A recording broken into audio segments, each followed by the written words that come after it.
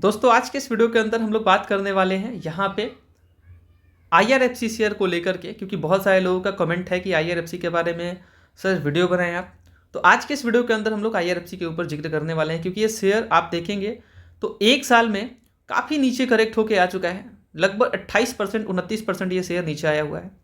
और ये जिस लेवल पे है ना, जैसे 110 का आप देख रहे हैं लेवल, या 112 का जो भी देख रहे हैं आप, यहाँ से ये शेयर ऊपर जाता है। मतलब अभी तक तो आप देखें, यहाँ फरवरी में भी ये शेयर नीचे आया था और नीचे आकर डायरेक्टली ऊपर गया था।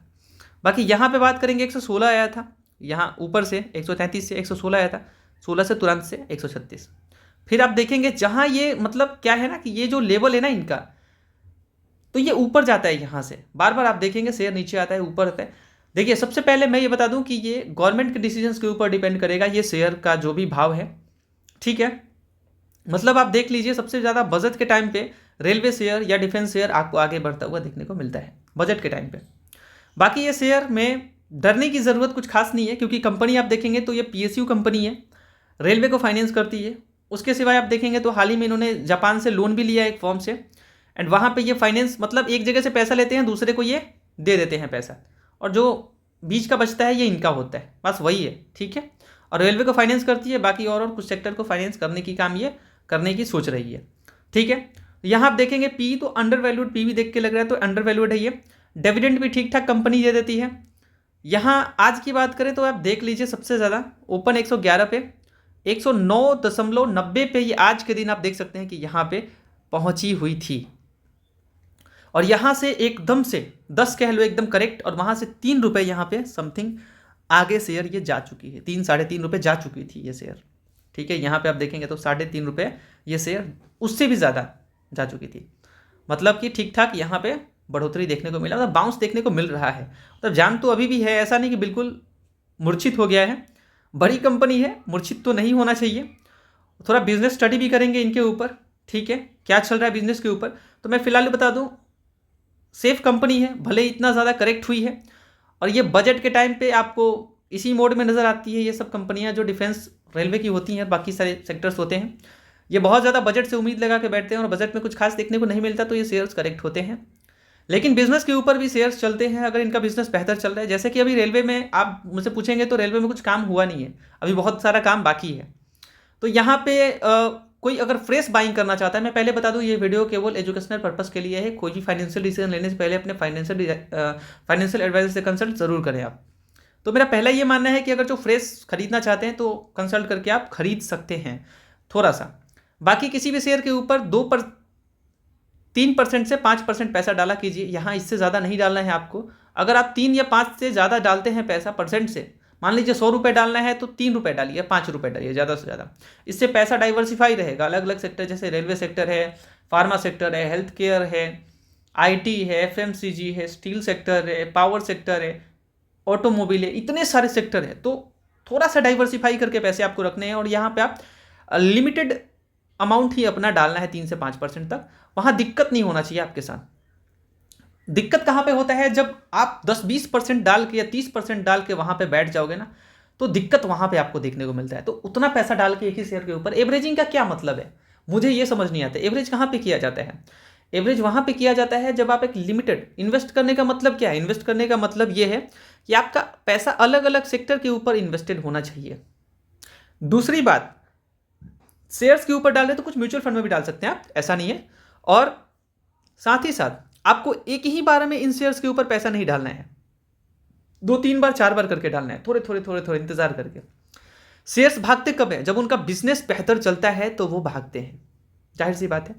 तो पहला रिटर्न लेने का मतलब क्या है कि आपको यहाँ पे एवरेज करना है, अलग अलग सेक्टर के ऊपर रखना है, 3 से 5% पैसे ही डालने हैं, जहाँ से रिस्क आपको 35 से 40 शेयर रखने हैं। आपको 35 से 40 शेयर रखने हैं, उनके क्वार्टर रिजल्ट्स पे ध्यान देना है।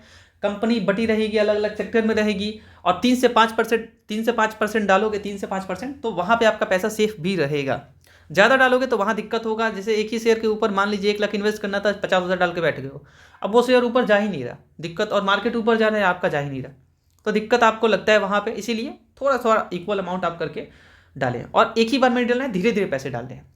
तो यहाँ पे मेरे ख्याल से IRFC के अंदर डरने की ज़रूरत नहीं है। यहाँ पे आप पेशेंस रखें, कुछ ऐड कर सकते हैं तो कुछ ऐड कर लें, लेकिन लिमिट के अकॉर्डिंग ही, उतना ज़्यादा नहीं डालना है। बवंडर करके बैठे हो 30-40% पैसा डाल के तो दिक्कत वाली बात है।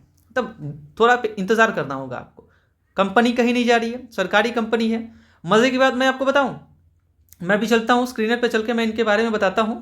लेकिन आज की अगर मार्केट मूड की बात की जाए तो यहाँ पे आप देखेंगे तो मार्केट 25,840 पे रुकी हुई है।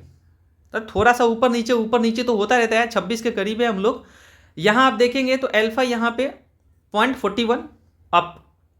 यहाँ बात करेंगे निफ्टी 50 की 0.46 माइनस। नेक्स्ट 50 यहाँ पे मार्केट को संभाल के रखा हुआ है। फाइनेंस को आप देख सकते हैं 0.40 जो है वो यहाँ पे नीचे है। बैंक निफ्टी आप कह सकते हैं स्टेबल है एकदम, बिल्कुल ही एकदम जहाँ पे खड़ा था वहीं पे खड़ा है। हाँ, यहाँ पे स्मॉल कैप ने अच्छा खासा प्रदर्शन दिखाया है, वो आप देख सकते हैं। निफ्टी स्मॉल कैप 100 को इसने अच्छा प्रदर्शन किया है। और मिड कैप की बात करें स्टेबल है, मतलब ऊपर है, कुछ कुछ शेयर्स तो अच्छे जा रहे हैं। तो मार्केट जो है वो अपने मूड पे अभी है, मतलब आराम कर रहा है। और पिछले 2-3 दिनों से जो मार पड़ा है उसको ये झेल नहीं पा रहे, फिलहाल तो उसी पे स्टेबल होने की कोशिश कर रहे हैं। काफ़ी सारे शेयर आपको बढ़ते हुए नजर आए, जैसे BEL अच्छी भाग रही है। भारतीय एयरटेल देखेंगे वो भी ठीक है। सिप्ला को देखेंगे वो नीचे है। यहाँ पे कोल इंडिया की बात करें, ठीक है, डिविडेंड देती है। डॉक्टर रेड्डी फार्मा कंपनी है, फार्मा में आप कुछ पैसे इन्वेस्ट करके रखें। तो काफ़ी सारे यहाँ आप देखेंगे, यहाँ पे 2% लगभग इटर्नल यानी कि जोमेटो ऊपर है। ग्रासिम बिरला की कंपनी है, हिंडाल्को भी उनका ही है। ये ग्रासिम इंडस्ट्री है, इनका केमिकल का बिजनेस है। इनका बिरला ओपस का नाम सुना होगा, पेंट का, इनका ही है। SCL टेक ये हो गया अपना IT कंपनी का, बड़ी कंपनी है। HDFC बैंक बैंकिंग सेक्टर, कुछ बैंकिंग में आप रखें। हिंडाल्को ये बिरला का ही आप समझ सकते हो। तो काफ़ी सारे कंपनीज, हिंदुस्तान यूनिलीवर आप देख सकते हैं यहाँ पे लगभग डाउन है नीचे। तो जो बड़ी बड़ी कंपनी है वो नीचे नजर आ रही है। ICICI बैंक देखेंगे 1% नीचे है। यहाँ आप देखेंगे इंडिगो लगभग 2% नीचे, 0.25%।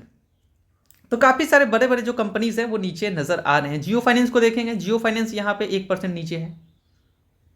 तो शेयर्स काफ़ी सारे हैं, फाइनेंस सेक्टर से, स्टील सेक्टर से, पावर सेक्टर से, बैंकिंग सेक्टर से, IT सेक्टर से, FMCG सेक्टर से, हेल्थ केयर सेक्टर से, फार्मा सेक्टर से, काफ़ी सारे सेक्टर नजर आएंगे आपको। चलिए मैं आपको थोड़ा स्क्रीनर पर चल के दिखाता हूँ जो दिखाना चाहता हूँ मैं। चलिए मैं यहाँ पे आ चुका हूँ। यहाँ पे आप देख सकते हैं इंडियन रेलवे फाइनेंस कॉर्पोरेशन। और मैं बता दूं कि इसमें डरने की कोई ज़रूरत नहीं है कि यहाँ पे आपको, देखिए मैं आपको सीधा बता चुका हूँ किस तरीके से इन्वेस्ट करना है। अपना नज़रिया वैसे ही रखना। आप लॉन्ग टर्म के लिए चिंता मुक्त रहना है तो भैया 35 से 40 शेयर रखो, इक्वल अमाउंट में पैसे डालो, ज़्यादा मत टेंशन लो आप, ठीक है। चलिए, जैसे आप 40 कंपनी को मुझसे पूछोगे तो 2,500 हो। 1 लाख इन्वेस्ट करना है तो 2,500 रुपये आप डाल सकते हैं। 2 लाख इन्वेस्ट करना है 5-5 हज़ार रुपये आप डाल सकते हैं। 3 लाख इन्वेस्ट करना है तो वैसे ही आप 2,500 करके बढ़ाते चले जाओ, समझ रहे हो आप। मतलब 3,000 भी कर सकते हो, ज़रूरी नहीं है, थोड़ा बहुत ऊपर नीचे चलता है। और शेयर के ऊपर हाथ लगाओ ना, तो कम से कम नज़र उतना मत रखो। जब इस तरीके से इन्वेस्ट करे हो तो आप छोड़ दो। मतलब ये मत देखो कि कोई शेयर 5% नीचे जा रहा है, 5% ऊपर जा रहा है। भाई क्या फ़र्क पड़ता है, आपके शेयर 5% नीचे जाए ऊपर जाए, आप तो लॉन्ग टर्म इन्वेस्टर हो। हाँ, उनके क्वार्टर्स पे ज़रूर आप नज़र रखो, कंपनी के मैनेजमेंट के ऊपर नज़र रखो, कैसी कंपनी है, बिजनेस कैसा है उनका, और तभी जाके किसी भी शेयर को चुनो। वो तो आप चुन के ही ना, किसी भी एक भी शेयर को खरीद रहे हो चुन के ही खरीदने हैं आपको, ठीक है। शेयर लगभग 1.5% से ऊपर है। और यहाँ आप देखेंगे तो बिजनेस ओवरव्यू यहाँ पे देख सकते हैं कि the company serve as a funding, मतलब कह सकते हैं रेलवे को फंडिंग करती है। और इससे ज़्यादा कुछ बोलने की जरूरत, इधर जाएंगे तो हमने लॉगिन नहीं किया अभी फिलहाल, तो NSE BSE पे लिस्ट है। एंड बाकी मार्केट कैप आप देख सकते हैं यहाँ इतना है। स्टॉक PE देख सकते हैं 21 का PE है। और इंडस्ट्री PE की बात करें, इंडस्ट्री PE भी लगभग 25 के समथिंग ऐसे दिखाता है, ठीक है। रिटर्न ऑन इक्विटी देख सकते हैं 12% यहाँ पे। फेस वैल्यू 10 का है। एंड डिविडेंड भी कंपनी देती है। हाई लो यहाँ पे आप देख सकते हैं, जो इस रेंज पे अभी खड़ी है ना ये कंपनी, इस रेंज से काफ़ी ज़्यादा ऊपर जाने का ताकत रखती है। खास करके जब बजट का टाइम आता है ना, थोड़ा इंतजार आप कर सकते हैं खरीद के, और बजट के टाइम पे आपको अच्छा खासा रिटर्न देने में कैपेबल है। देखिए रेलवे को हर साल कुछ ना कुछ मिलता ही रहता है, ठीक है। और वहाँ आप देखेंगे स्टेबल रही थी पिछली बार, आप मुझसे बात करेंगे तो 2024-25 में देखेंगे तो स्टेबल आपको ग्रोथ रेवेन्यू का नज़र आया था। और प्रॉफिट का तो ठीक है बढ़ा था थोड़ा, बट आप कह सकते हैं कि रेवेन्यू का जो ग्रोथ है वो एटलीस्ट स्टेबल नज़र आया। तो इतना नहीं होने वाला कि बिल्कुल कम हो जाएगा, अभी तो बहुत कुछ रेलवे में बाकी है, ठीक है। ठीक है, अभी बाकी बुक वैल्यू देख सकते हैं 43 का है, ठीक है। तो बुक वैल्यू ठीक ठाक है। बाकी जो इनके बाकी डिटेल्स है वो यहाँ पे दिए गए हैं, लेकिन इतना घबराने की ज़रूरत नहीं इस कंपनी के ऊपर, खास करके मैं इतना बोलूँगा। बाकी 3 साल के ओवरव्यू आप देख सकते हैं यहाँ पे, सब कुछ जाके यहाँ से आप देख सकते हैं। प्रोस कॉन्स दिया गया है यहाँ पे। डिविडेंड पे आउट यहाँ पे दिखा रहा है 31%, मेंटेन करके रखी है, हेल्दी है डिविडेंड पे आउट इनका। कुछ इनके कमी है जो यहाँ दिख रहा है कि हाँ इनका बुक वैल्यू थोड़ा चिंता का विषय है, बट वो चिंता का विषय नहीं होता, वो चलता रहता है हर कंपनी के अंदर देखोगे तो वो बड़ी बात नहीं है। हर कंपनी के अंदर देखो, चाहे आप ट्रेंड के अंदर देखो, चाहे आप उधर किसी भी कंपनी के ऊपर चले जाओ, ठीक है। टीवीएस के ऊपर जाओ, दिमाग खराब हो जाएगा। रिटर्न ऑन इक्विटी जो है वो लो है थोड़ा, आप देख सकते हैं 3 साल में ऐसा देखने को मिला है, ठीक है। बाकी ये सब कुछ है जो अपने नज़र में रखने हैं, ठीक है। और बाकी पीयर कॉम्पिटिशन आप देख सकते हैं, काफ़ी सारे यहाँ रेलवे के कंपनीज़ हैं। ये भी आपको ये पावर सेक्टर को, ये इनका पीएफसी जो है ना वो उनका ही ये है, तो कह सकते हैं। हुडको है यहाँ पे, इंडियन रिन्यूएबल है, आईएफसीआई, काफ़ी सारे यहाँ पे दिखती है, बट यहाँ पे और भी कम है, यहाँ और भी ऐड किए जा सकते थे ये, हालांकि ये फाइनेंस में दिख रहा है ऐसे आपको, ठीक है। बाकी रेलवे सेक्टर से बहुत सारे शेयर्स मिलेंगे, लाइक इरकॉन है, बहुत सारे हैं, बट उस शेयर को मैं खरीदने के लिए नहीं बोल रहा हूँ मैं आपको, ठीक है।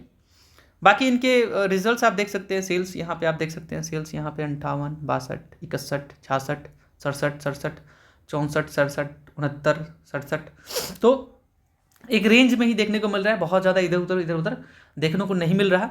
बाकी ठीक है, कंपनी के ऊपर आप कह सकते हैं कि ग्रोथ जो है वो फिलहाल स्टेबल नज़र आ रही है, बट मैंने जैसा कि पहले ही जिक्र किया कि अभी जो ग्रोथ इनका है वो स्टेबल नज़र आ रहा है, ठीक है।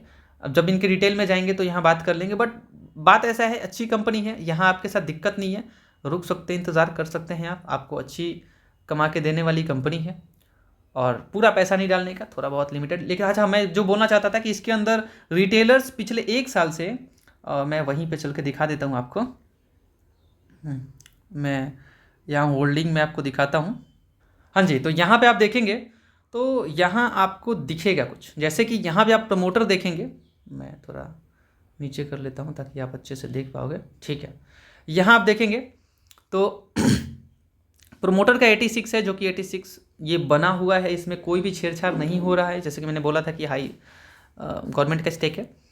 यहाँ पे आप देखेंगे तो FII का स्टेक आपको देखने को मिलेगा, जो कि मेरे ख्याल से ये स्टेक जो है 1.14 से यहाँ पे घटा है थोड़ा सा, ठीक है, इनका थोड़ा सा घटा है। बाकी बढ़ा किसका है वो देख लेते हैं थोड़ा सा। पब्लिक यहाँ 10.88 थी, जो 11.17 हो चुकी है, लेकिन काफ़ी क्वार्टर से आप देखेंगे तो DII जो है वो यहाँ पे अपने स्टेक है उसे बढ़ा रहे हैं, ठीक है। FII भी बढ़ाए हैं, यहाँ पे घटा करके आप देखेंगे तो इन्होंने बढ़ाना चालू कर दिया है, ठीक है। बढ़ाना घटाना चल रहा है। और बाकी DII को देखेंगे तो लगातार ये अपना स्टेक बढ़ा रहे हैं इसके अंदर। और बाकी म्यूचुअल फंड वाले भी अपना माल खरीद रहे हैं। शेयर होल्डर्स का संख्या आप देख सकते हैं, इतना ज़्यादा था, यहाँ इतना कम हो चुका है। तो ये माल अगर कोई रिटेलर्स बेच रहे हैं तो वो खरीदने वाला कोई और नहीं, बल्कि यहाँ पे FII, DII और म्यूचुअल फंड यही आपको खरीदते हुए दिख रहे हैं। तो इसमें घबराने वाली कोई बात नहीं है, थोड़े थोड़े पैसे डाल के आप बन सकते हैं। बहुत बहुत शुक्रिया इस वीडियो को देखने के लिए। Thank you so much for watching this video. Thank you so much guys.